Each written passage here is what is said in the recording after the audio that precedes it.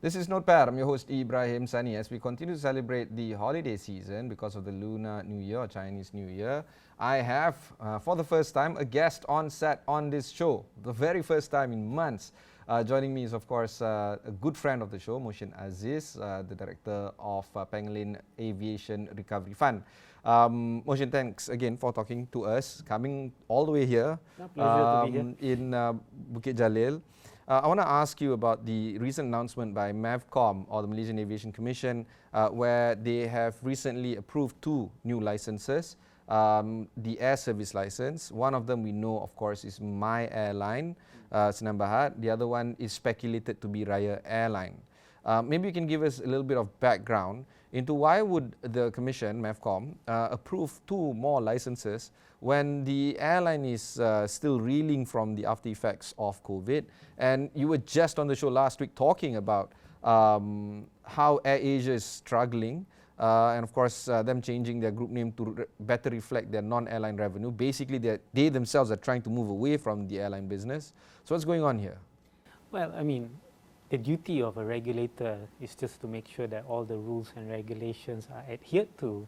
So granted that My Airline and also Raya Air, if they have all the requirements in place, technical, financial, business plan, then there's no reason for the regulator to say no, because ultimately regulator is just a gatekeeper with regards to rules and regulations. So I have a reasonable belief that these 2 entrants do fulfill the requirements, and hence that's why they were given the new licenses. Some other regulators, Bank Negara for instance, do take into consideration the commercial viability of a business. Bank Negara, for instance, are limiting digital banking licenses to what was reported to be up to 5. The reason is because they understand the market to be as such, where it cannot sustain more than 5. The reason is also where we have 30 or more digital banking applicants coming in, and each and every one of them were asked specifically to show viability of the business model. Do you feel that that kind of regulator is not so much applicable to MAVCOM in the airline industry? Well, a bit of both, because in the financial industry, the list of regulation goes further and further, very multi-dimensional. With regards to aviation, it tends to be more focused on areas of safety and also technical competence. With regards to commercial viability and all that stuff, it's a bit out of their scope. They try to get into it, but unfortunately the dynamic nature of the airline and aviation industry, you don't have the luxury of looking historical track record, track data, and try to say that's the benchmark for the future. Unlike the banking industry, where everything moves in the macroeconomic perspective. I mean, an interest rate can go on an incline for a decade, and that's how you craft the policies and regulation. Airline industry, even sometimes the best of times, not all airlines make money. So for regulators to go into, I mean, MAVCOM, if they were to go into that multidimensional as Bank Negara, is simply not possible in my personal view. They can try, but ultimately I don't think they'll be successful. Sorry, we have to continue to draw parallels towards the financial sector. There were a lot of consolidation that took place in the late 90s, early noughties, and both of us were in the sector when that happened. And 1 or 2 more I guess mergers might happen as early as this year, according to sources. This basically shows that the consolidation that happens in the financial sector is needed to ensure that everybody gets a good piece of the slice of the pie. In Malaysia, we know there's 2 powerhouses, Malaysia Airlines or Malaysian Aviation Group, and of course AirAsia. With these 2 entrants, one of them, of course, My Airline being touted to be the new ultra low cost carrier. That's what the press is saying. And of course, we still don't know what Raya Airline is going to look like. Maybe you can give us a little bit of background into the kind of things that we already know about Raya Airline, or the things that we don't know, and of course My Airline as well. Well, first of all, I think it's a matter of perception what ultra low cost carrier is. And in my personal experience, I won't consider my airline as a low-cost carrier at all. In fact, what I look at it is a niche airline because they are operating Twin Otters.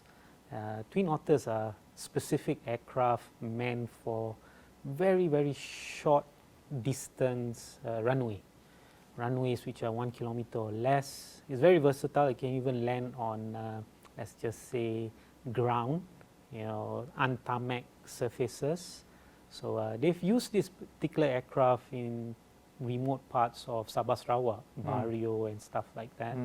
So this aircraft is not really cheap because it's no longer in production and the parts are hard to get by and more complicated. Not many pilots want to fly that aircraft. Oh, It's just like you and I. We want to drive the newest cars, the most powerful cars.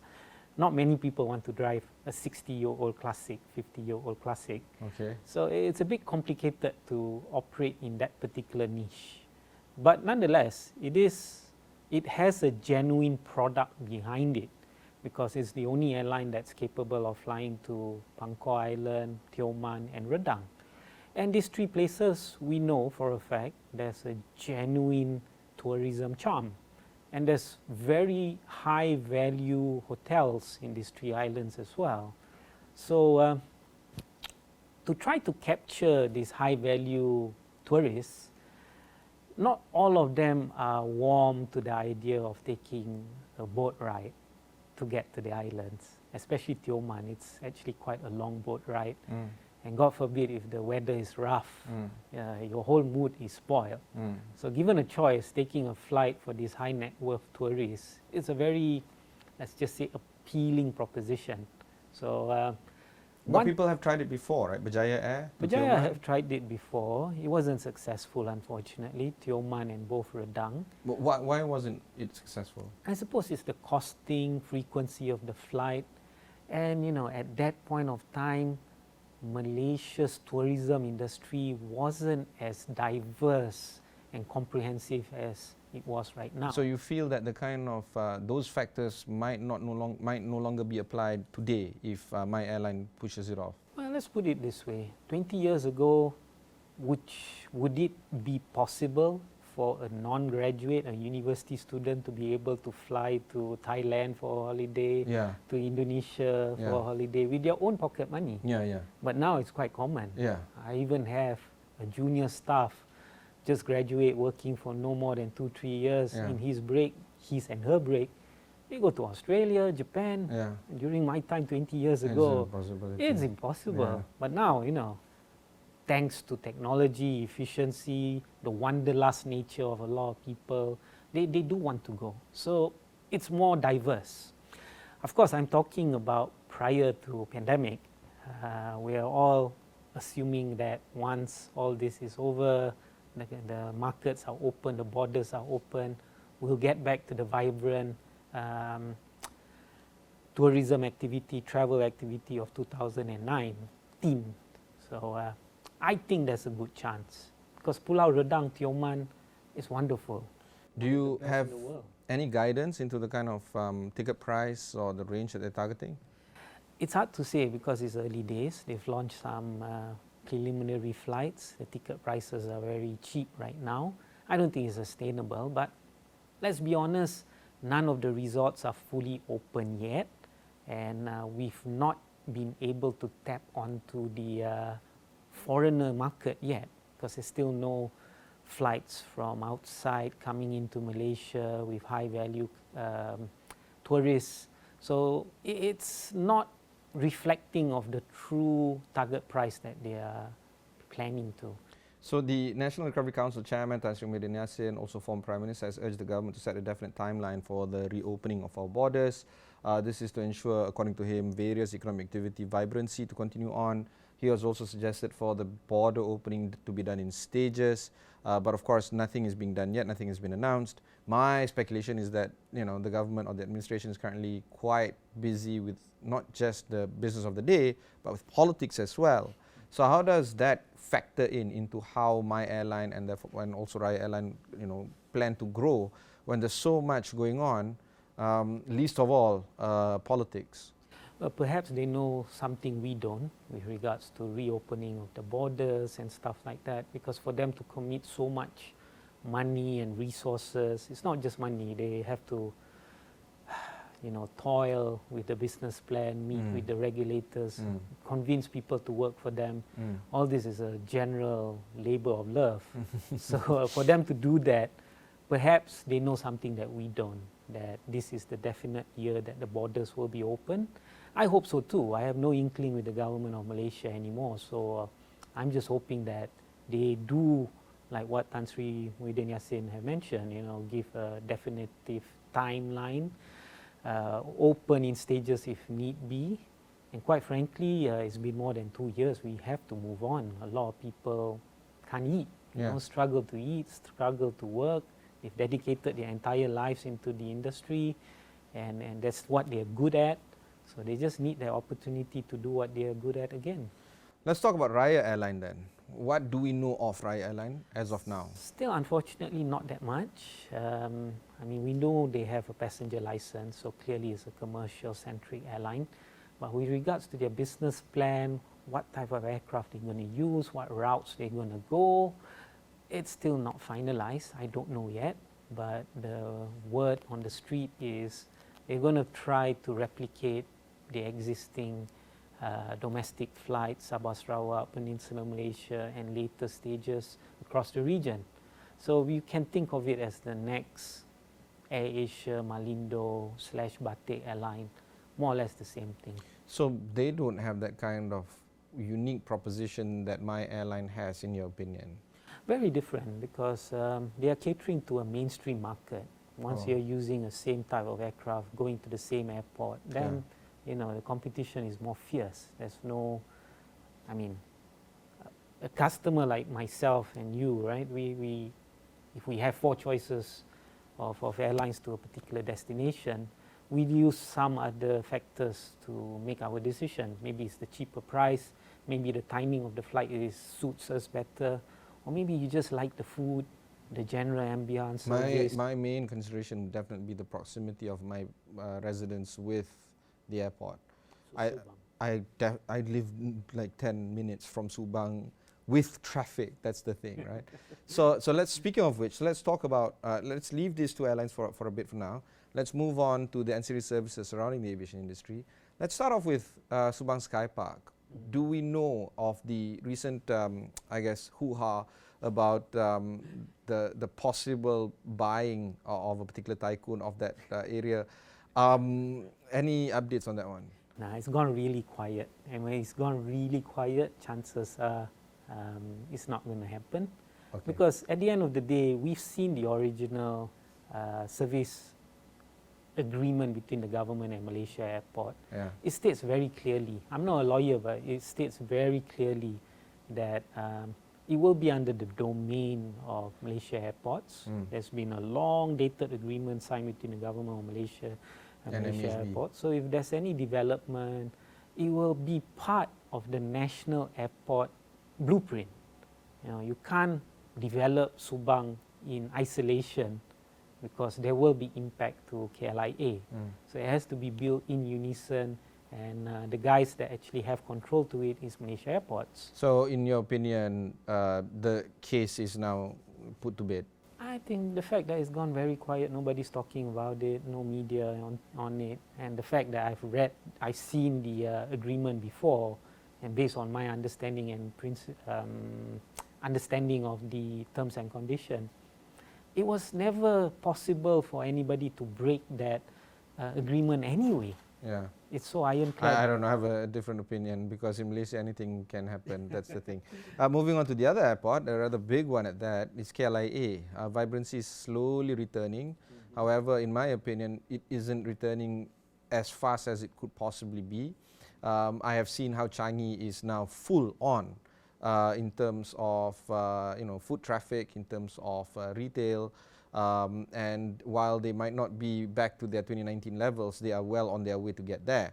Where do you see KLIA returning to normalcy when it comes to the aviation business? Well, the question can only be answered by the government of Malaysia, because right now the borders is still very much shut. Singapore has made an attempt to do vaccinated travel lanes with various countries, ourselves included, Malaysia included, and that has enabled them to somewhat partially open their border. And you see that traffic pickup that you mentioned, although I have to qualify, it's only for one terminal. The remaining terminals remain closed. Yeah, you're talking about Terminal 1. Correct. So when you concentrate all your traffic, of course it nampak banyak lah. Exactly. But in Sleight of hand reality, there. Okay. Whereas KLIA, it's all a single terminal design. So you won't see that flow of passenger as the other parts lah. But in terms of daily traffic on a monthly basis, KLIA and Changi, you'll be surprised. KLIA is carrying a bit more passenger than Changi is, because they've got domestic traffic to tap onto. Oh, that's very interesting. Correct. But once the borders are open, if Malaysia mimics Singapore or Thailand is actually in a matter of weeks, I think they're going to open their borders and allow a lot of tourists come in without without quarantine, provided they are fully vaccinated. And that's when we're going to see that splurge, that growth, that return to normalcy really happening. Yeah, but that Thailand has to rely on tourism quite considerably more than any other nation in Southeast Asia, because that's their bread and butter when it comes to foreign money coming in. So it is for Malaysia for a lot of people, those who are working at hotels, those who are doing things like Grab, taxis and stuff like that. Restaurants, a lot of them rely on foreign arrivals. So a lot of our lives are at stake as well. So let's not even talk about Thailand, where we are hurting as well. Okay, one short break before we continue our conversation with Mohshin Aziz of Pangolin Fund.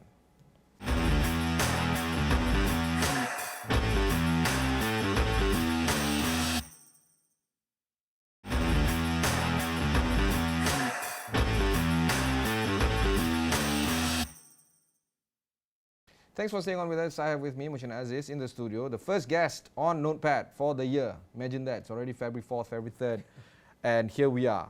Mohshin, as a person that is consistently looking at this business to invest in, to exit, of course, Pangolin Aviation Recovery Fund has seen considerable returns. Quite fun, actually, to look at this. The first time when I interviewed you after you left Maybank Investment, the very first question is, I was very skeptical. Why would anyone want to go into this sector? And of course, the answer is also truly remarkable, because it's really simple, because everything is rock bottom, therefore you can buy at a bargain. Having said that, there are some key areas that you look at, including that of retail, including that of transportation to and fro these airports, and of course ancillary services, maybe even cloud booking and hotel booking and all the other services around it. But the primary focus will always be the airlines itself. As an investor, would you invest in something like My Airline or Raya Airline or even Air Asia for that matter? Well, with regards to Raya and My Airline, we can't, because our mandate, we only invest in public listed airlines. So that brings to Air Asia. Or capital A Berhad. Yes, the new name, I forgot. Yes, we're going to normalize this, capital A Berhad. Now, in our fund, we do invest in airlines, past and present. In fact, we've got 3 airlines in our portfolio right now. Air Asia, from a valuation perspective, relative to its true potential, there's value, but we are not invested in it yet. And I say yet is because we're still monitoring and looking at it. Right now, there's one question we have, and it's a big question, and we have no answer to. What's government's thinking with regards to opening? Because the greater bulk of countries around the world wants to open, and they've made it public, and they have either mentioned it explicitly or at the very least implicitly how they're going to go about it. But here in Malaysia, it's still been fairly quiet, and that's our concern. Until we get some idea what's the plan or what's the strategy, that's when we can make a definitive investment decision. So until then, you're going to sit on your cash? We'll stay in our cash, no rush. Why hurry on things that you don't need to, right? That's our philosophy. Do you feel that other investors, particularly in areas of investment in aviation, is also having that kind of appetite as you guys are, a rather conservative appetite? Well, you always have the super aggressive people who likes this gambling mentality. So the higher the risk, the higher they are attuned to, but they are a small minority. But the greater majority tends to be, well, almost like me, whereby we'll just stay on the sideline, we'll wait until some clarity has emerged, and then that's when we make our decision. Although I can, mention that there's a different degree of being careful. Some will wait for 1 year before making a decision. For us, we are more fluid in that sense. We just want to see some policy, some direction, and that's more than enough for us to make our decision. Do you feel that the time has come for folks like you to affect change and affect policy by speaking to the government, speaking to policymakers, speaking to, say, for instance, MAVCOM and other regulators involved? We should. I think the industry should get together and voice it. I believe the case in Malaysia, they always do get together and talk it in private, behind the scenes, very quiet. But that's how we do things. That's how we do things, and what's the results has been so far? Nothing. Not exactly. So maybe it's time for us to do it slightly differently, engage the public, make it more transparent, make people more aware, and ultimately at the end of the day, I always say this, as adults, you are responsible for what happens to you, right? Your health, your financial well-being, how you take care of yourself, how you take care of your family and community. And I think more and more people have that mentality, and this is where information and policy sharing among the industry to the people will help, I think. The more people know what's the plans of the airline and why governments are just keeping quiet, that will exert some level of pressure to the government to react, not to sit down quietly, take their own sweet time, but to develop that level of urgency. So I think we should try that, be more vocal in the public. I've gotten a few equity folks, past and present, on this show. One of them is, of course, your ex-colleague Anand of Maybank. He was also asking for better clarity, better visibility of government policies. There's another equity analyst also asking about better government policy and the likes. And one is looking at aviation, another one is looking at banking, another one is looking at agriculture. There's another equity analyst that I got on the show talking about construction, a very bleak outlook actually on that one. But generally speaking, none of you are going to get what you're getting right now, asking right now, because there is no policy, or at least overtures or signals coming in. Forget policy, just macam you cakap lah, the thinking behind it. Do you feel that all this is because of the looming general elections that is going to hit us anytime between now until March next year? I think it's two things. Firstly, not many people in the public knows what analyst does anyway. And second, banks have to be, let's just say, diplomatic in terms of their statements, because ultimately everybody is their customer. Yeah. You never go around talking bad things about your customer or potential customer. Yeah. But you are a little bit more independent in that sense. I'm different. I'm handling private equity money, and I'm not answerable to banks or anything. I'm just answerable to my investors. And my investors want the same thing, for a speedy recovery, for a flourishing aviation industry like what it was before. So I have full independence, and I can say what I think. Now, I think the person in the industry will have a greater, let's just say, weight with regards to trying to tell the public. So it has to be the airlines. Prior to this, airlines from AirAsia are known to be very vocal, but the rest are quiet. But perhaps all of them should hold hands together and speak with a united voice that, governments, I know COVID is bad and stuff like that, but, it's been 2 years and more. All of us have been fully vaccinated. A great number of us have had our booster. 60% of adults based on COVID now. Life has to go on. And then this can be further strengthened if all the hoteliers got together, hold hands, say the same thing again. Explain it in a very simplistic term where the people on the street understand and where the people on the street can relate. Part of the reason why things are so expensive now, you know, when you go to your grocery shop, when you try to buy appliances or anything, is because the world and the aviation industry, to a sense, is not efficient. When things are not efficient, prices go up.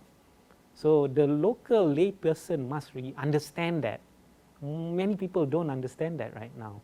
Why medication is so expensive all of a sudden. I mean, the general inclination by people are somebody's making money, somebody's... Yeah, I mean, you hit back like that, but generally speaking, there is no interconnectivity argument being made. Therefore, people don't see that. That's why the industry players have to be objective, come out with a very simplistic statement. We need things to be efficient again. That's when we can guarantee supply of anything that you want at a fair price, at a, let's just say, seamless manner. So engaging the public is something Malaysians don't really do, but we've had 2 years of nothing. It's about time we try something different. On that note, we shall adjourn our conversation with Mohshin Aziz of Pangolin Aviation Recovery Fund. If you've missed any part of this interview, just head on to astro.com, look for Notepad. You can also look for Pangolin on all our social sites. Until then, thanks very much for watching. Sin Kuala Kongsi Facai.